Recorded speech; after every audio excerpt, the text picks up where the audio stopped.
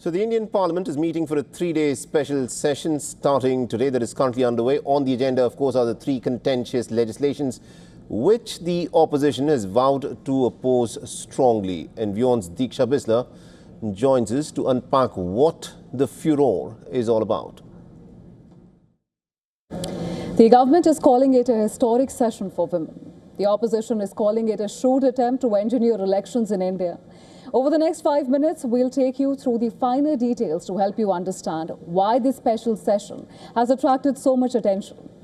Well, the three-day special parliament session features three contentious legislations. First is the Constitution 131st Amendment Bill.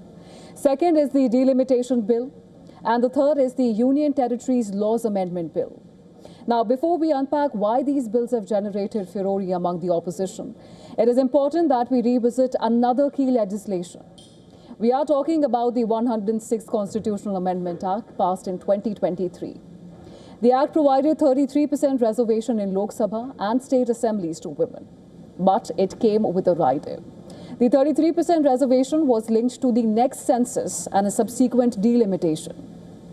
But with the latest 2026 census running behind schedule, the earliest possible window for implementing the historic legislation was the 2034 Lok Sabha polls.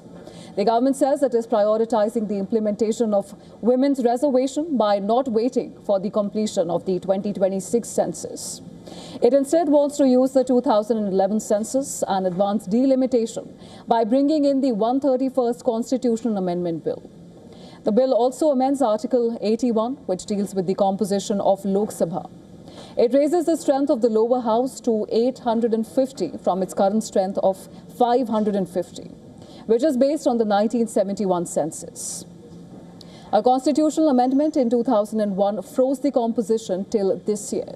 But in doing so, the BJP has run into constitutional hurdles. And it intends to overcome these hurdles through the Delimitation Bill. The proposed bill removes the constitutional requirement of a delimitation after every census. It goes a step ahead and removes the rule of using the latest census data for a nationwide delimitation.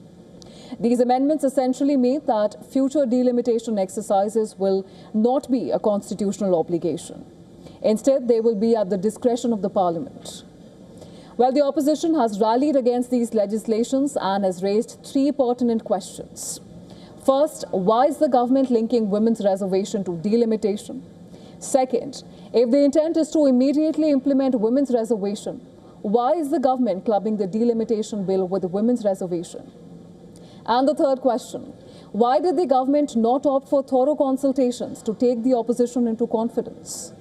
Well, opposition parties allege that the women's reservation issue is a mere smokescreen. They say it is a backdoor attempt to fundamentally alter India's electoral architecture. The opposition has argued that using the 2011 census will disadvantage the backward classes.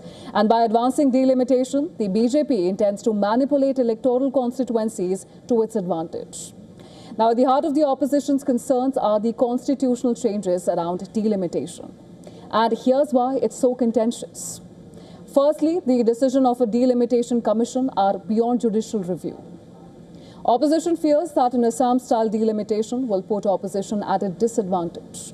Southern states fear that a delimitation based on 2011 population figures will significantly tilt the electoral balance in the favor of the northern states.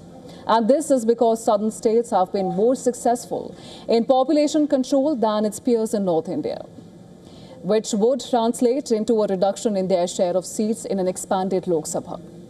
Now, the opposition fears have been further accentuated by the delimitation exercise in Assam in 2023.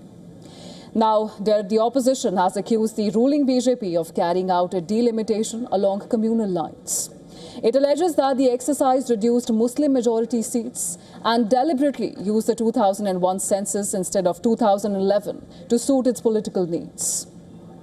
It has also flagged discrepancies as large as 33% in population in the largest and smallest constituencies in the state.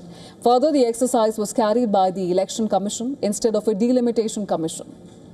But the government has assured the opposition that the proportional strength of all states will remain unchanged.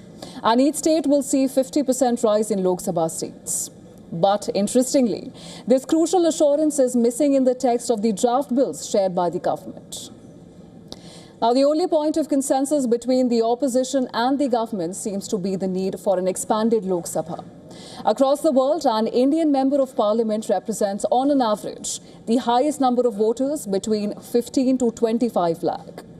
Pakistan is a distant second at 9.3 lakh, Bangladesh at 5.6 lakh, and the US at around 7.61 lakh.